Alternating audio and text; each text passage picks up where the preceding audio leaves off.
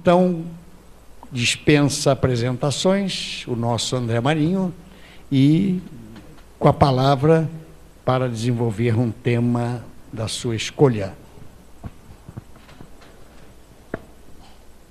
Boa noite a todos, que Deus nos abençoe.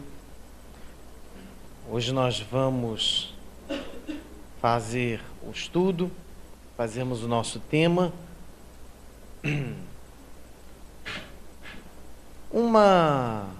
Vou começar contando a vocês uma história que minha avó me contava quando eu tinha uns 10 anos de idade, 9, 10, 11. Ela era do Maranhão, da cidade de São Luís, mas a família dela era de uma cidade próxima a São Luís, chamada Alcântara. E ela me contava, quando me punha para dormir,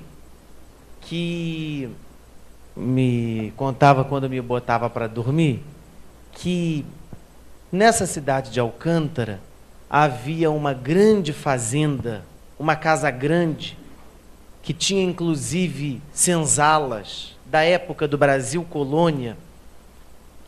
E nessa casa grande, todas as noites, se escutavam barulhos,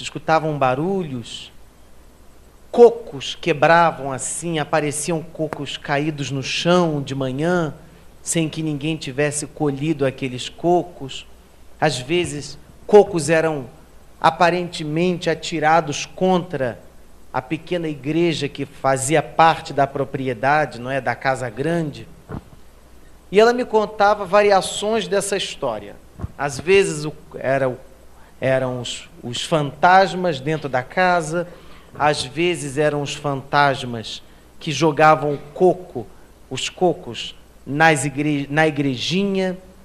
Uma vez ela me contou uma história de que havia lá na cidade de São Luís uma praia em que havia uma lenda em que narrava a história de que um navio tinha sido naufragado naquela região. E com o naufrágio do navio, o navio estava repleto de ouro contrabandeado, ainda da época de Minas Gerais, no Brasil.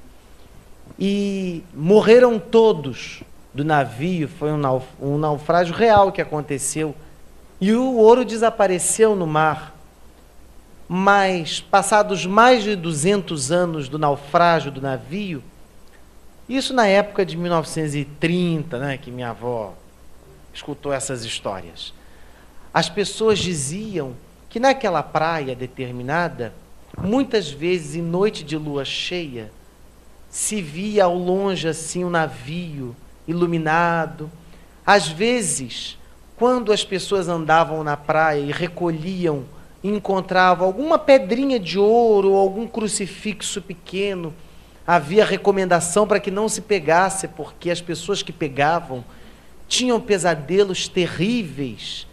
Elas ficavam vendo à noite nos seus sonhos aquele navio, porque, segundo a tradição dessas praias do Maranhão, eram os espíritos desse navio que tinham naufragado que não permitiam que as pessoas roubassem o seu ouro, que então às vezes vinha até a margem. Essas histórias assombradas, né? Histórias que minha avó me contava para dormir, não é? Vocês vejam que a minha facilidade para ser espírita veio daí, né? Mas essas histórias, né, de casas mal assombradas, que na literatura espírita mais tradicional aparece na Europa não como as casas grandes e as senzalas, mas na literatura tradicional espírita, que é uma literatura europeia, aparece como sendo os castelos mal assombrados, né?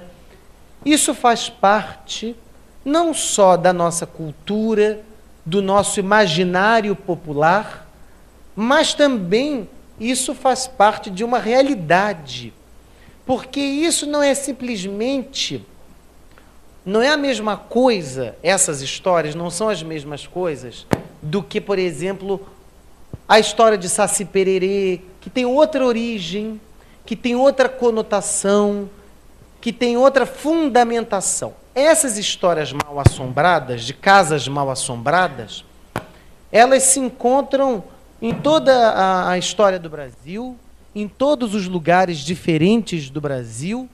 Isso faz parte, não é? Hoje em dia, nós vivemos em cidades urbanas e nós escutamos pouco sobre essas histórias. Na verdade, nós escutamos poucas histórias hoje em dia, não é?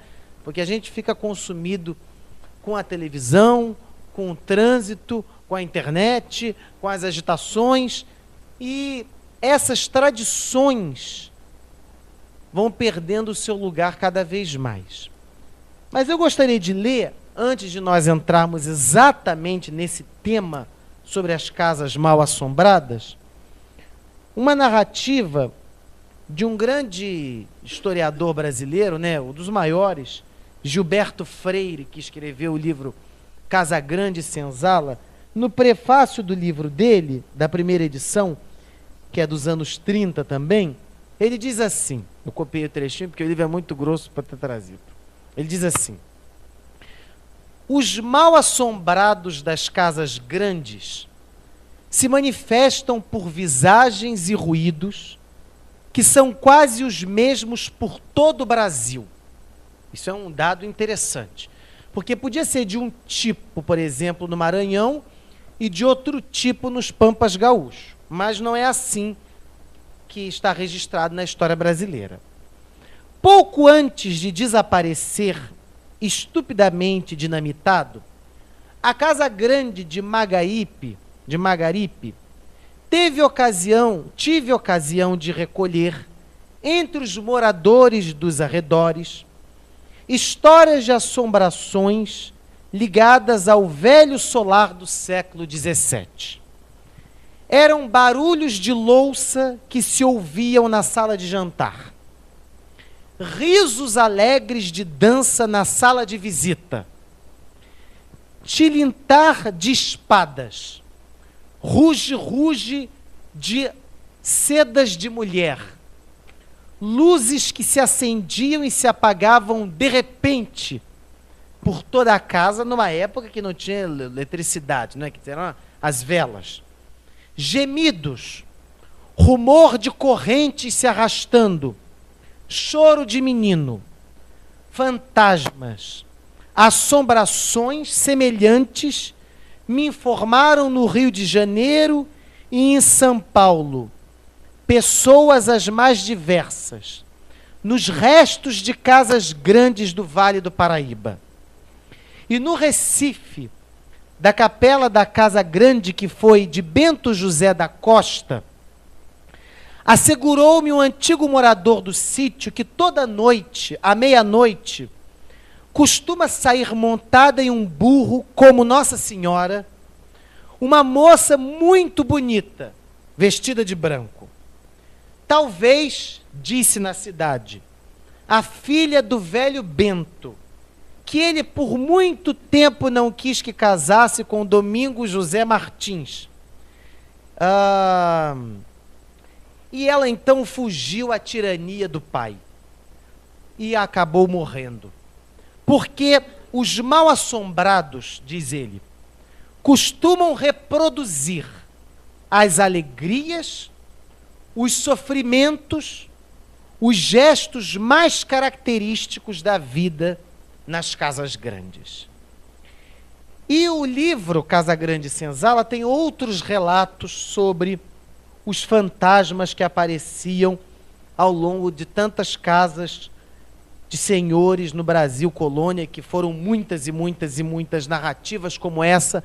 Elas são muito comuns nos documentos de história, quando são pesquisados, quando são analisados.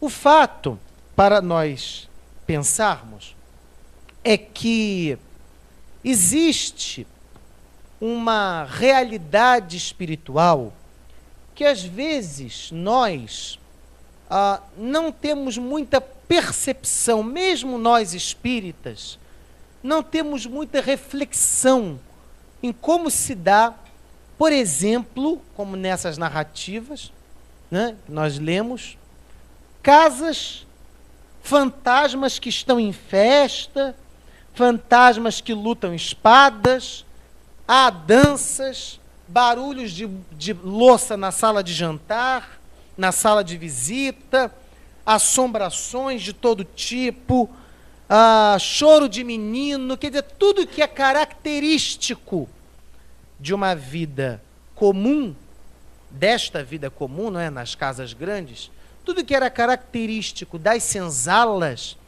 até hoje se pode recolher nas cidades do interior, sobretudo no Nordeste, relatos como esses, não é? Muitos, muitos, muitos.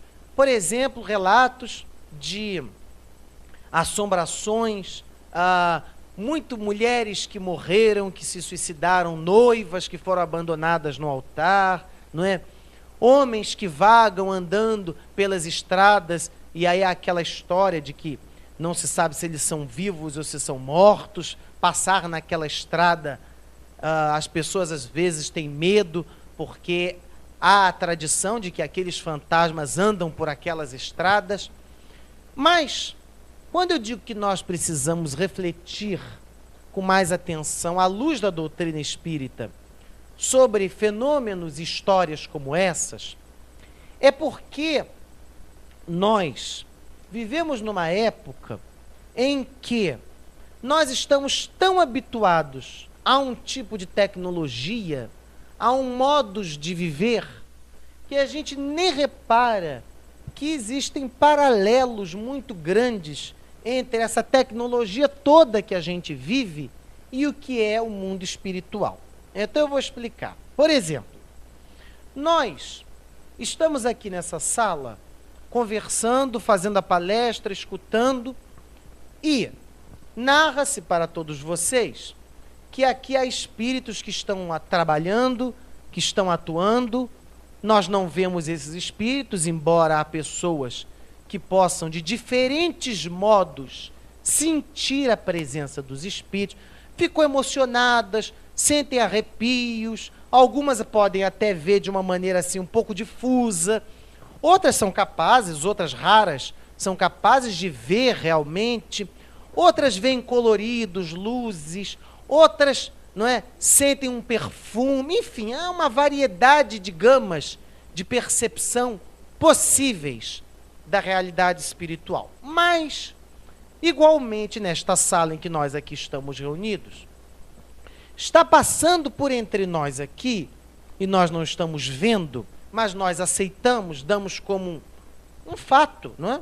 Embora a gente nem pense nisso, estão passando por aqui ondas sonoras, que é essa que está emitindo o som através das caixas da minha voz, estão passando por aqui ondas de micro-ondas, embora as ondas de micro-ondas são ondas pequenas, não têm longo alcance, mas elas podem passar aonde perto do micro-ondas é ligado. Estão passando por aqui ondas hertzianas, não é? De rádio, que são as mais longas, de televisão, de 3G, 4G, agora tendo também para conexão de internet. Tudo isso de ondas diferentes está irradiado aqui neste ambiente.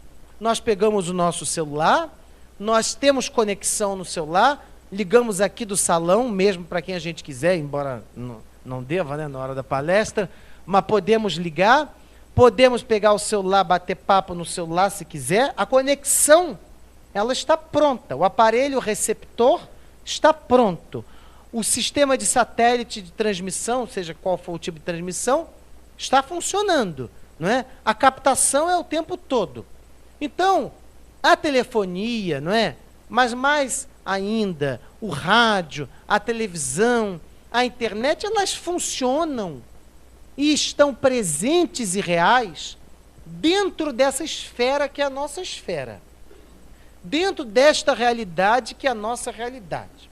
Nós aceitamos o fato de que nós ligamos a televisão funciona.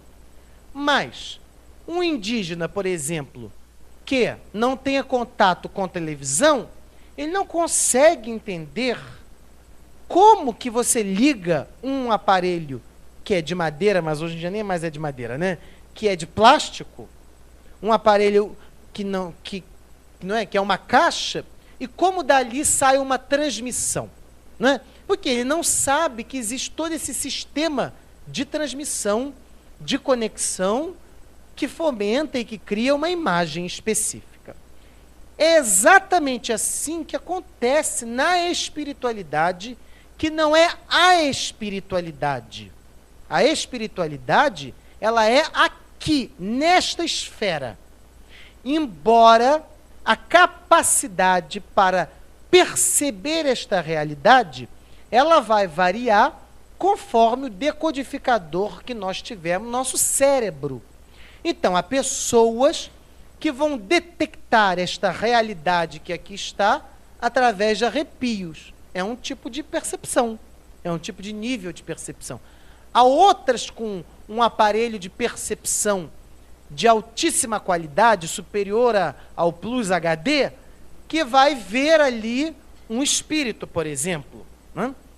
Mas se você liga a televisão ruim, velha, antiga, você vai botar a antena e o bombril na antena, não é? E ela vai transmitir a imagem. Embora, se você tira o bombril, às vezes ela não transmite e às vezes ela vai transmitir com muita má qualidade. Suponhamos uma televisão, por exemplo, preto e branco. Mas ela capta alguma coisa daquela imagem e ela processa aquela imagem para nós, ela codifica aquela imagem para nós vermos a imagem. Mesmo que ela seja falha, mesmo que ela seja com chiados, mas ela está ali funcionando como um receptor, como um captador. Assim é a mediunidade e assim é a espiritualidade. É porque é difícil para nós que não vemos as ondas de rádio, não vemos as ondas do micro-ondas e não vemos os espíritos de um modo geral, ou não percebemos que percebemos de alguma maneira esses espíritos. É difícil para nós entendermos que a espiritualidade, como nós falamos assim, a espiritualidade, né, que na obra de Kardec diz assim, a erraticidade é o nome que ele chama, nós não percebemos que isso está aqui, não está lá na espiritualidade. É porque nós somos também educados num país católico, num país, numa religião católica de 2000 anos, 1800 anos de existência. Há 500 anos o Brasil é um Brasil de maioria católica. Então a gente aprende que a terra é aqui e o céu, onde estão os anjos, os serafins, onde se vai aguardar o julgamento final, tudo isso é lá, é no céu, é em outro lugar, é outro espaço, é muito além de nós. Por isso que quando a gente fala de espiritualidade, lá na espiritualidade, a gente não consegue conceber com facilidade que a espiritualidade não é lá, mas ela é aqui, nesta dimensão, não é? Ela é aqui, ela pode também ser lá, pode também ser acolá, pode ser em vários lugares, mas aqui está existindo uma espiritualidade. Por quê? Porque aqui está se transmitindo pensamentos, estão transitando espíritos. O espírito nada mais é, diz o Livro dos Espíritos, do que o pensamento. O espírito, a gente imagina, equivocadamente, que o espírito é o rosto do espírito, não é? Os olhos que o espírito teve quando encarnado. Isso não é o espírito, isso é uma manifestação materializada do espírito, que na doutrina espírita nós damos o nome de perispírito, não é? Mas o espírito, ele é o pensamento dele. Então, por aqui estão transitando espíritos, e mesmo que eles não estejam aqui, digamos assim, que é a nossa palavra para usar, não é? Fisicamente, na fisicalidade espiritual, ainda que eles não estejam aqui, eles podem estar presentes sem estar, digamos assim, em pessoa. Por exemplo, um espírito familiar de vocês, de algum de vocês, ele pode olhar para nós, olhar para vocês, acompanhar à distância o que está acontecendo. Ele acompanha. É como se ele olhasse assim E lá ele vê a distância aonde está a pessoa que ele ama, aonde está a pessoa com quem ele tem relação, aonde está o afeto dele. Ele não precisa vir aqui, mas de lá ele olha. Isso nos anos 30, nos anos 40, quando Chico Xavier recebeu a obra mediúnica dele, era um pouco difícil de se conceber, né? Porque as pessoas achavam que quando o espírito tinha que estar presente, né? Por exemplo, o Chico recebia uma mensagem, a pessoa acha que o espírito está ali parado do lado dele, ditando a mensagem assim, escreve aí, Chico Xavier, né? Que é como a gente concebe uma proximidade com alguém, né? Mas veja como é que é o mundo de hoje. Você está aqui, você pega o seu celular, você liga para qualquer pessoa de qualquer lugar do mundo e você vai escutar a voz da pessoa. E se a pessoa estiver tremendo, com a voz nervosa, com a voz trêmula, com a voz emocionada, com a voz animada, eufórica, você, pela voz da pessoa, você vai saber como a pessoa está, você percebe como a pessoa está, porque você conhece o que é a voz do ser humano e como se dão as modulações sonoras. Então, se aqui do telefone, eu pego o meu telefone, atendo, e é uma pessoa do Japão que me pergunta sobre coisas da minha vida quaisquer, banalidades, por exemplo, numa conversa telefônica, mas a pessoa não está aqui. Da onde a pessoa está, ela está percebendo qual é a minha realidade, e eu a dela. Ainda mais hoje em dia, com a webcam, por exemplo, né, com a imagem, ainda é mais concreto ainda, se quisermos assim, né? Porque você vê a imagem da pessoa em tempo real do outro lado do mundo. Parece uma coisa assim estranha, porque a gente se acostuma, mas é algo assim que deixa a gente para pensar, né? Como assim? Você pega o telefone, fala, e é a pessoa com a voz da pessoa do outro lado. Isso não é uma coisa tão simples assim quanto a gente está acostumado. As crianças hoje em dia pequenas, vocês devem ter experiência disso, muitas das crianças assim de 6 anos, 7 anos, 5 anos, elas olham, eu já tive essa experiência, olham um telefone de discar, aqueles, né, que a gente gira, elas não sabem nem como mexe naquilo. Não sabem, elas perguntam, como é que usa isso? Não é? Porque, é claro, a tecnologia do touch, toda a tecnologia hoje é diferente, né? Então, a espiritualidade que nós falamos, ela é uma espiritualidade, não é longe, nem distante, mas ela é aqui, ela é próxima. Então, eu faço essa palestra, por exemplo, e citei a minha avó, que já desencarnou, ela não precisa vir aqui para escutar a palestra, não é? Eu estava aqui pensando, sentado. Bom, primeiro, de lá de onde ela está, olha eu falando lá, tá vendo? Olha o vício. Né? Aonde ela estiver, né? Ela pode olhar assim e ver o que está acontecendo. Primeiro ponto. Segundo ponto, onde ela estiver, não vou falar lá, onde ela estiver, né? Além de ela saber o que está acontecendo, digamos que ela não possa neste momento, concentrar a atenção dela aqui, porque ela pode estar ocupada com outros afazeres, ou com outros interesses, enfim. Mas, como é que é hoje na vida, gente? A gente não vê um vídeo, a gente não vai numa reunião, não vê um vídeo, a gente bota no YouTube, não vê a imagem, não vê todo o vídeo, não vê tudo o que aconteceu. Para quem vê novela, o capítulo da novela, quem gosta de outras coisas, vê o capítulo do que quer ver, ou a notícia, ou enfim, o que for. Então você não precisa estar ali em frente da televisão. Nos anos 70 você precisava, né? Se você não tivesse em frente à televisão para ver a novela Selva de Pedra, não é? Você perdia a novela e não tinha reprise, não tinha fita cassete para gravar, nem coisa nenhuma. Mas hoje em dia não é assim mais, é outro mundo. Então, minha avó, eu estava bem aqui pensando, eu disse para ela, vó, eu estava falando com ela, quer dizer, mandando para ela captar lá. Vó, eu vou começar a palestra falando de você. Então, se você estiver interessada, porque pode até não estar, né? Mas eu acho que está. Mas se você estiver interessada, venha assistir pelo menos o começo, porque o começo é que eu vou falar de você. Eu disse a ela, bom, mas eu fiquei pensando, mas aí eu me lembrei do YouTube e falei para ela, mas se você estiver ocupada, você vê nos vídeos depois. Vídeos é o que eu conheço, mas lá deve ter outras tecnologias mais desenvolvidas. Não é que eu seja esquizofrênico ou coisas semelhantes, não é?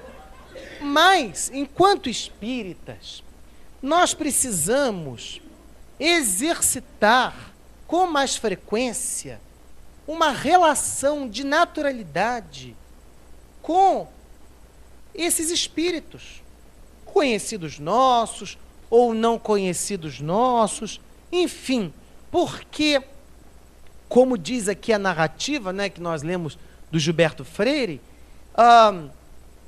há nessas narrativas sobre as casas grandes, as senzalas e também os castelos na Europa, uma perfeita combinação de vidas. Ali naquela casa grande, hoje às vezes é hotel fazenda, que eles fazem virar hotel fazenda, né? E tal é coisa. Ali vive a família atual do ano 2013 e ali vive também, muitas vezes, os espíritos que ali viveram. Os espíritos que ainda estão, por motivos os mais complexos e diferentes, ligados ali. E ainda há uma outra coisa, no caso das casas mal assombradas, importante também. Às vezes não são os espíritos que estão ali. Às vezes, a vivência foi tão impactante, tão marcante, tão impressionante, porque quanto mais nós sofremos uma coisa ou sentimos algo, pode ser felicidade ou tristeza, quanto mais o nosso pensamento é carregado de força, mais nós materializamos o nosso pensamento, embora nós não vejamos essa materialização. Então, às vezes, ocorreram dramas, naturalmente, dentro dessas casas, tão complexos, desde um bebê chorando que alguma tragédia possa ter acontecido, até, naturalmente, as histórias da escravidão, as mais terríveis histórias do nosso país. Então, às vezes, a família que vive ali no ano de 2013, ou que vai no Hotel Fazenda no ano de 2013, elas podem escutar um barulho de prato, um barulho de chicote, um choro de criança, e essa família, que digamos que ela seja espírita, né? Ela vai pensar assim, há aqui espíritos, mas às vezes não há. Às vezes o pensamento daquelas dramas, daquelas tragédias, daqueles sofrimentos, foram tão intensos, que se materializaram de tal maneira, que quem tem a percepção material, espiritual, mediúnica, capta como se aquilo tivesse uma realidade ainda no presente. Porque nós conhecemos muito pouco das dimensões espirituais e humanas também. Veja bem como é a nossa mente. É muito difícil nós sabermos com exatidão o que foi realidade na nossa vida e o que foi, às vezes, fantasia, ilusão, desejo, sonho, mentira. Às vezes a gente pensa, por exemplo, sobretudo na infância, não é? Que aconteceu uma coisa e depois a gente vê que não aconteceu. Que aquilo foi uma fantasia da criança. Às vezes a gente pensa que aconteceu alguma coisa e a gente procura informação sobre aquilo e é impossível que aquilo tenha acontecido. Não aconteceu. E aí foi uma mistura entre a realidade e o pensamento. Isso acontece o tempo todo no mundo espiritual, que é este mundo daqui. O tempo todo, não é? Há essa mistura entre realidade e pensamento, entre realidade e ficção. Porque às vezes, como diz o Livro dos Espíritos, nós pensamos, nós não concretizamos o que pensamos, mas o pensamento ocorreu. E às vezes ele é tão forte que ele se materializou, ele criou uma existência própria na nossa memória e na realidade espiritual. Então, às vezes, você vai numa casa dessas, chamadas casas grandes, não é? E você escuta aqueles barulhos, não é que tenha espírito ali, mas as realidades vividas por aqueles espíritos que um dia foram encarnados ali, ou desencarnados também, foi tão forte, tão vigorosa, que é como se fosse assim uma energia densa, né? Ela não se dissolve, ela fica impregnado naquele ambiente, de tal maneira que 200 anos depois, se há um médium, ou médium de efeitos intelectuais, ou médium de efeitos físicos que materializa aquele barulho, há um médium que capta aquela experiência, que às vezes pode ter ocorrido, às vezes não. Mas, de alguma maneira, no plano do pensamento, ela ocorreu. Porque ela está ali materializada e foi captada. E como diz as narrativas, até hoje quem vai a certas cidades do Piauí, do Maranhão, do Ceará, lá nos grotões do Rio Grande do Norte, é a mesma coisa, né? As histórias são vivas, continuam vivas, as pessoas continuam vendo os fantasmas. Então, o mundo espiritual, ele tem muito mais a ver com o que nós conhecemos do que a gente imagina. É porque há uma dificuldade muito grande para nós em concretizarmos o que é o mundo espiritual. Uma dificuldade por muitos motivos. Um dos motivos é porque nem todos nós estamos habituados a pensar sobre esses assuntos. Muitos poucos que aqui estão foram espíritas em outras vidas, ou tiveram contatos com doutrinas que trabalhavam ou tratavam estes temas. Então, são formações novas ainda, de processamento, de compreensão de uma experiência que é de todo mundo, que é uma realidade de todos nós. Saindo das casas grandes e das senzalas, quantas vezes nós mesmo, às vezes vamos morar numa casa nova, ou estamos procurando um apartamento para alugar, ou, enfim, vamos visitar alguém, e a gente vai na casa, e a gente não sente, a gente diz energia boa, né? A gente sente alguma coisa estranha ali naquele ambiente. A gente estranha aquele ambiente. É uma percepção que médiuns mais refinados, como era, por exemplo, o Chico Xavier, a Ivone Pereira, que tinham uma capacidade de percepção do ambiente, esses médiuns podem, muitas vezes, descrever em detalhes e em minúcias as histórias. Olha aí a conexão do telefone fazendo, não é? Chamando a pessoa.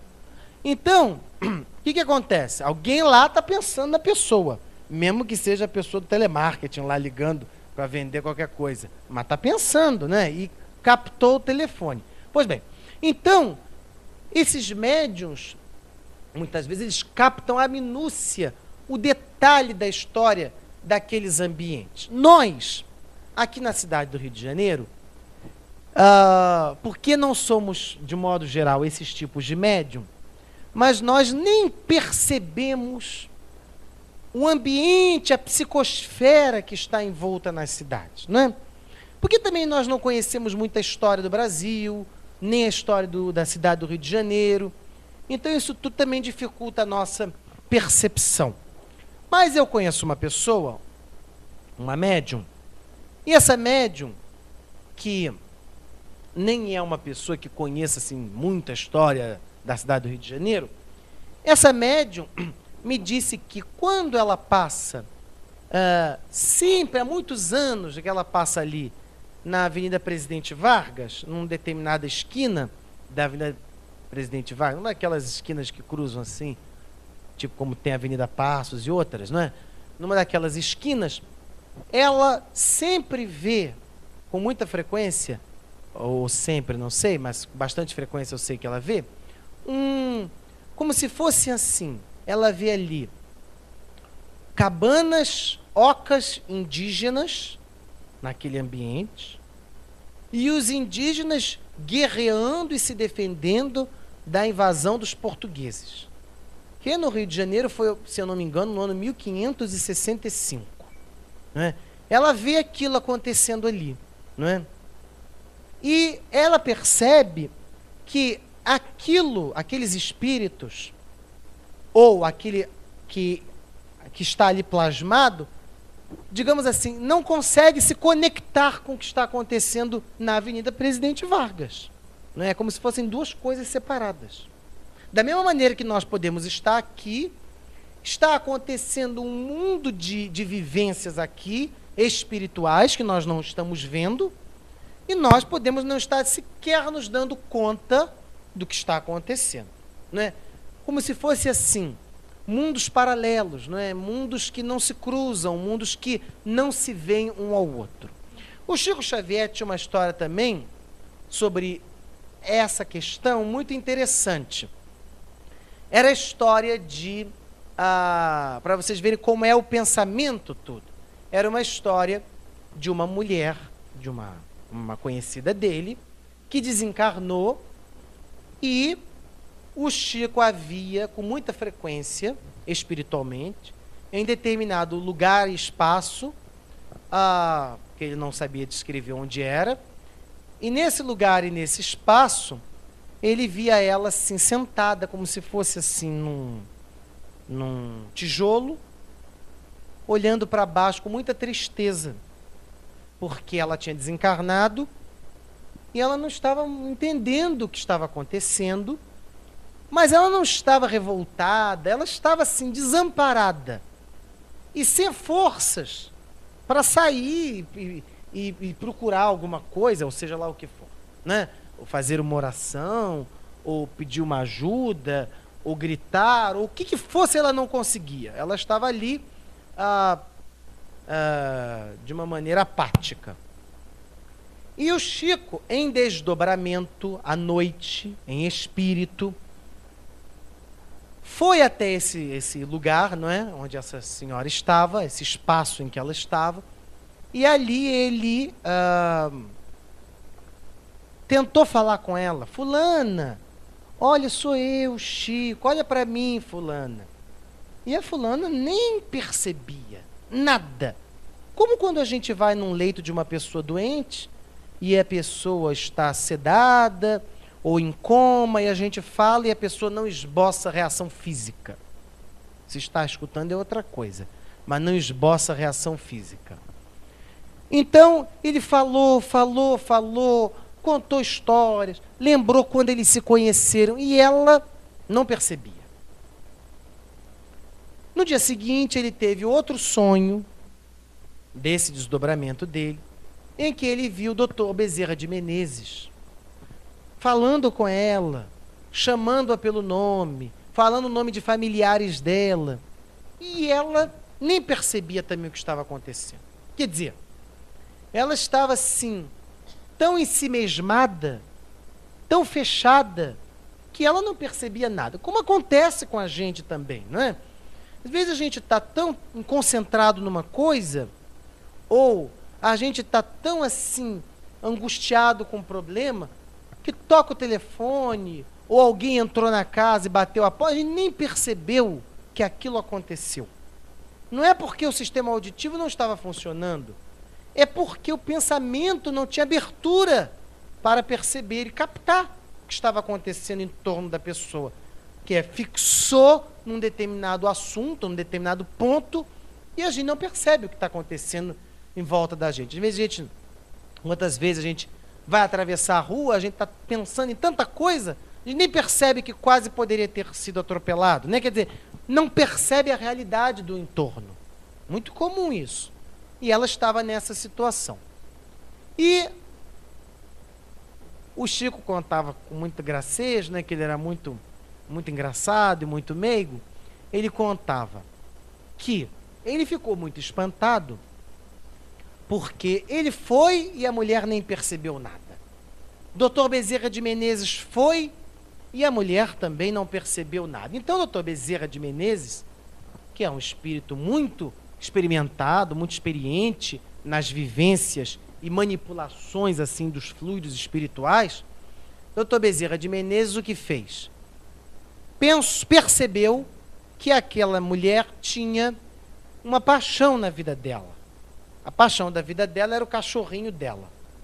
Você sabe essas pessoas, pode ser que tenha aqui alguém, que tem uma paixão alucinada por animais? Não, o animal é a vida, o animal é a filha, o animal... Bom, esse tipo de pessoa, ela tinha uma paixão muito grande pelos cachorrinhos dela, e especialmente por um. Então, doutor Bezerra, o que fez? Porque tudo é o pensamento. Doutor Bezerra plasmou o cachorrinho dela, como se fosse o cachorrinho dela, né? Eu não sei se era o cachorrinho dela, se era fruto da imaginação dele, não importa. Ele plasmou ali o cachorrinho dela. E o cachorrinho, quando latiu, ele viu, o Chico viu, né? Que ela, em que estava cabisbaixa, olhou para o latido, e foi aí que ela então saiu do fechamento que ela estava, né? E aí ela foi brincar com o cachorrinho, e aí ela viu o doutor Bezerra, e aí ela percebeu que estava desencarnada. Esse é um processo, não é? Que é natural, isso é comum, muito comum no mundo espiritual, e que mostra como funciona um pouco essa realidade, quando, por exemplo, muitos prisioneiros também morrem, desencarnam no presídio, e não percebem que já desencarnaram, porque às vezes a culpa do sujeito é tão grande, culpa que eu digo, não culpa no cartório, como a gente diz, não é? Mas a culpa, o sentimento de culpa, ou às vezes ele foi tão oprimido por aquele sistema carcerário terrível que a gente sabe que ele está ali e ele nem percebe que acabou para ele está livre. E muitas vezes no mundo espiritual há narrativas sobre isso, até da Ivone Pereira, né, que é preciso fazer com que um espírito vá lá, finja, entre aspas, não é? Materializa a imagem, a ideia de que está abrindo as grades e dizendo, pronto, você está livre. Para ele perceber que ele pode sair da cadeia, da cela, que já nem existe mais, porque aquela cela é de uma outra realidade material, né?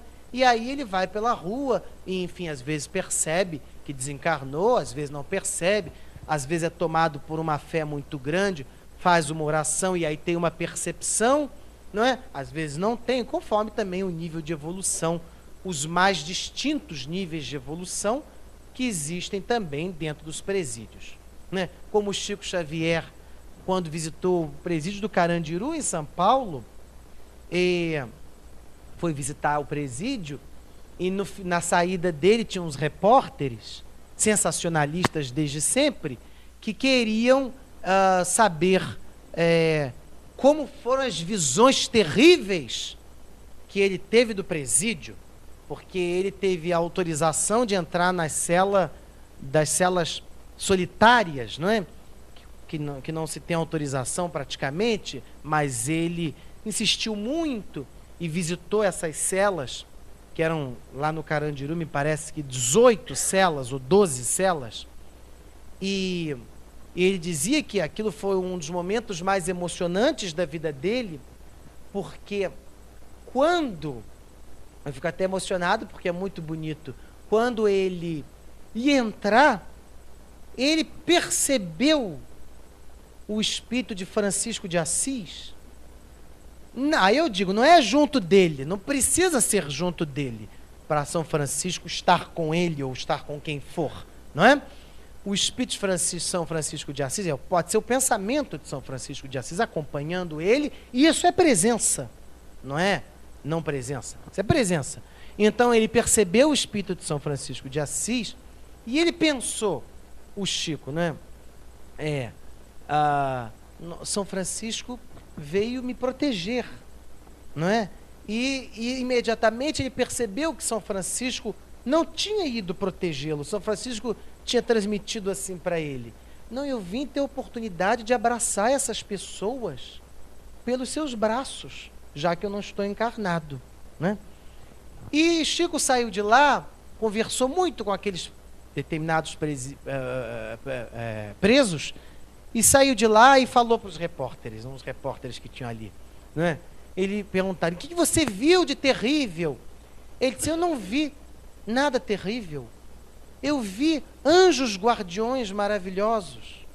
Eu vi espíritos de mães que protegem os seus filhos. Isso foi o que eu vi, ele dizia. E não é que não existiam outros espíritos ali. A questão não é essa. A questão é que a percepção do médium também se dá no que ele dá foco no pensamento dele. Não é? Ele foi ali com outro intuito. Ele não foi ali para fazer uma valoração, um juízo moral e condenatório, que já estavam condenadas aquelas pessoas. Porque às vezes a gente é cruel, não é? Já estão condenados, saem da cadeia e nós queremos a punição contínua da pessoa. Mas a pessoa já cumpriu a sua pena humana, não é? Então, ele não estava nessa posição. Ele estava numa posição de uma pessoa que ia lá, não é? Conversar, aprender, doar. E ele disse que viu esses espíritos maravilhosos, evoluidíssimos, puros. Não é? E essa percepção é muito... Não é que ele estava fingindo, que aí vai dizer, não, ele não estava querendo, estava fingindo. Não, é porque ele estava percebendo outra coisa. Que às vezes qualquer outro médium, digamos, vidente que fosse lá, está tão impregnado de juízo sobre as pessoas que estavam ali, que não percebe nada disso. Percebe só o negativo. Como Jesus disse, não é? É fácil ver o cisco no olho do outro, mas a trava no seu olho é difícil de perceber. Então, o médium, quando ele percebe, ele muitas vezes percebe como nós percebemos, não é? Eu estou aqui, por exemplo, conversando com ela, eu estou olhando para ela. Pode estar acontecendo coisas ali no canto que eu não estou vendo o que está acontecendo. Claro que se eu virar a cabeça eu vejo. Mas o meu foco, inclusive o visual, é aqui, nesta amiga, nesta companheira. Então, a mediunidade também é assim, a percepção. A percepção, ela se dá, não é que se percebe tudo. Eu percebo tudo, meu olho capta tudo, mas meu olho capta o que eu quiser botar o meu olho, exatamente. Não capta tudo ao mesmo tempo. Capta uma impressão geral, mas capta onde eu puser foco. O médium é assim. O médium, ele capta o que ele quer, no sentido de que o que ele bota foco e atenção. Se o médium, às vezes, por exemplo, está sentindo um calafrio, ou sentindo um arrepio, ou sentindo um mal-estar, e ele é um médium que não quer, por exemplo, sentir aquilo naquele momento, ele muda o pensamento dele, ele vai pensar em outra coisa, uma coisa bem diferente daquilo, e a percepção se quebra. Exatamente como se dá o foco do olhar. Por exemplo, não é? Uma amiga minha, que é uma médium vidente muito, muito boa, muito acentuada, ela me disse, né, eu perguntei a ela, como é que são as suas percepções? Ela que me disse isso, ela disse, se a percepção é como o da vida. O que eu quero reparar, eu reparo. O que eu não quero reparar, eu não reparo. Não é? Todas as pessoas que eu posso conversar aqui, por exemplo, hoje, por algumas eu vou me interessar mais, por outras eu vou me interessar menos. As que eu me interessar menos, suponhamos, eu não vou reparar, por exemplo, a roupa que a pessoa está, ou, enfim, né? Mas as que eu quero reparar mais, por algum motivo, porque a pessoa falou, me chamou, porque a pessoa eu conheço, que a pessoa me contou um caso interessante, eu reparo mais. E até a mediunidade é uma questão como é a humana também. É porque, eu torno a dizer, nós separamos como se fosse uma outra coisa, mas não é outra coisa. O próprio Allan Kardec, ele diz, né, no livro dos médiuns, ele diz, os médiuns sensitivos, ele diz, é a faculdade mediúnica que mais se presta a desenvolvimento. O que é a faculdade dos médiuns sensitivos? Ele diz, qualquer pessoa que queira perceber os espíritos é apta a percebê-los. Perceber não é ver nem ouvir, é perceber. Mas ele diz, às vezes a pessoa se exercita a tal ponto na percepção que ela pode distinguir o nome, a impressão, a história, o sentimento. As religiões de origem hindu, elas têm muito isso. Elas têm muitas escolas de iniciados, né? Escolas iniciáticas, onde a pessoa vai e treina essas percepções. Ela fica lá 4 anos estudando, vai lá, às vezes se interna no instituto, às vezes não, e ela faz essas percepções, vai treinando essa capacidade de percepção. Nós todos espíritas podemos e devemos treinar este tipo de percepção. Como é que se dá um treinamento desse? É muito simples. É um treinamento de pensamento. Se você se coloca diariamente, o problema é o diariamente que a gente não quer, né? Disciplina. Diariamente, 10 minutos. Não precisa ser mais do que isso, porque haverá dificuldade em ser mais do que isso, não só pelo tempo, quanto pela capacidade de pensamento nossa. Se você, durante 10 minutos, escolhe uma pessoa que já desencarnou, um espírito, ou um santo, ou um espírito conhecido, ou um familiar, um ancestral seu, vai escolhendo, cada dia escolhe um para variar o pensamento. E pensa naquela pessoa. Não precisa falar, não precisa fazer oração, não precisa fazer oração voz, espírito, não precisa nada disso. Pensa a imagem daquele espírito. Aí você vai pensar na louça, né? Vai pensar na televisão, vai pensar na conta que esqueceu de pagar, vai pensar em um monte de coisa. Mas aí você volta e pensa na imagem daquele espírito. Pensa que ele exercita isso. Está se criando ali um elo de conexão com aquele espírito. Porque nós temos também um engano, achamos que os espíritos superiores não nos olham, só os inferiores, que é uma coisa, uma baixa autoestima terrível, não é? Porque é uma bobagem. Quanto mais superior o espírito é, mais capacidade de ampla percepção ele tem. Então, você faz uma oração para Dr. Bezerra de Menezes, que é o santo brasileiro espírita, não é? Se a gente pede, fala e conversa, e muita gente que nem é espírita ou é pouco conhecedora do espiritismo, faz as suas orações com aquela intimidade tipicamente brasileira, não é? De pedir, vai até desde pedir um emprego, que é preciso também arranjar um emprego, muitas vezes, não é? Até pedir para ele ajudar a achar um documento ou a chave de casa que se perdeu. Não é assim que se faz na Igreja Católica? Muito espírita faz assim também, porque isso não é da Igreja Católica, isso é da vida brasileira, a gente é assim, porque os católicos na Europa, por exemplo, não fazem esse tipo de comportamento, porque a gente ganha logo intimidade no Brasil.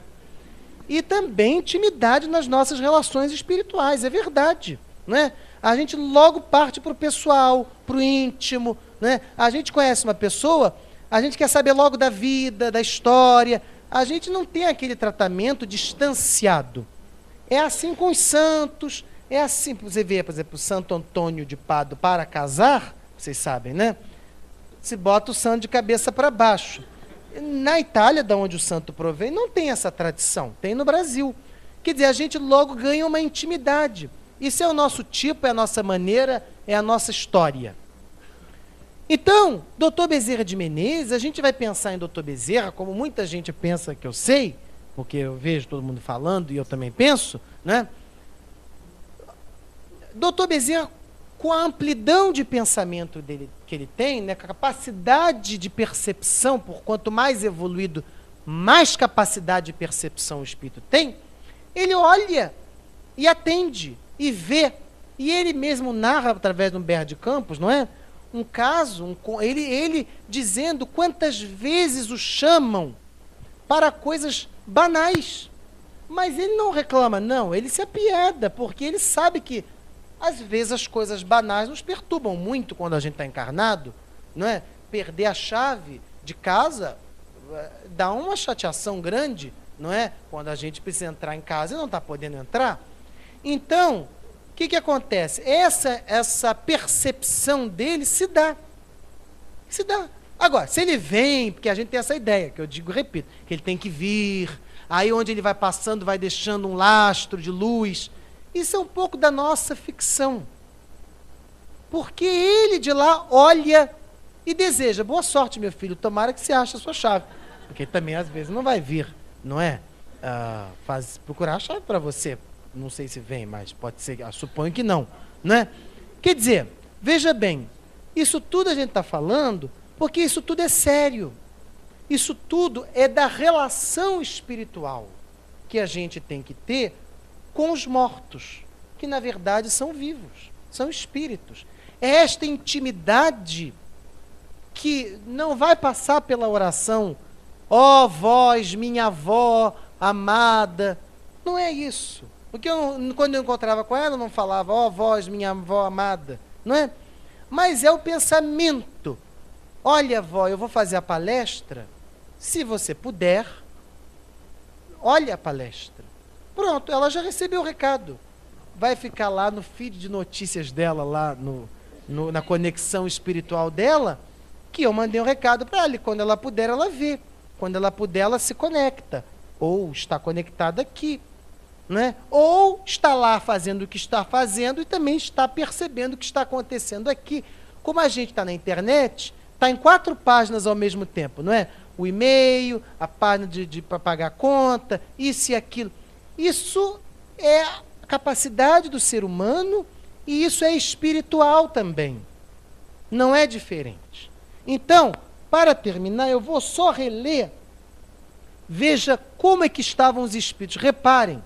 Eram barulhos de louça que se ouviam na sala de jantar. Porque tem espíritos que acreditam que ainda comem, que acreditam que ainda estão numa sala de jantar. Eram risos alegres de dança na sala de visita. Era um tilintar de espadas de homens que lutavam. Era o ruge-ruge de sedas de mulher. Eram luzes que se acendiam e se apagavam de repente por toda a casa, gemidos, rumor de corrente se arrastando, choro de menino, fantasmas. Choro de menino eu achei uma graça, né? Fantasmas, assombrações e outros tantos casos narrados na história brasileira. Então, que a gente se exercite, porque isso é ser espírita. Ser espírita é acreditar na existência dos espíritos. Sem espírito, não existe espiritismo. E sem relação com os espíritos, que são temas básicos da doutrina espírita, não existe espiritismo também. Tanto é que o Livro dos Espíritos tem uma parte imensa e ampla de vários itens sobre como se dá esta relação com esses espíritos. Nós, cotidianamente com eles. Então são gestos simples, gestos pequenos, não é? Morreu seu pai, que não está morto, mas está vivo, é aniversário dele, você lembra que é aniversário dele na Terra, foi o aniversário dele?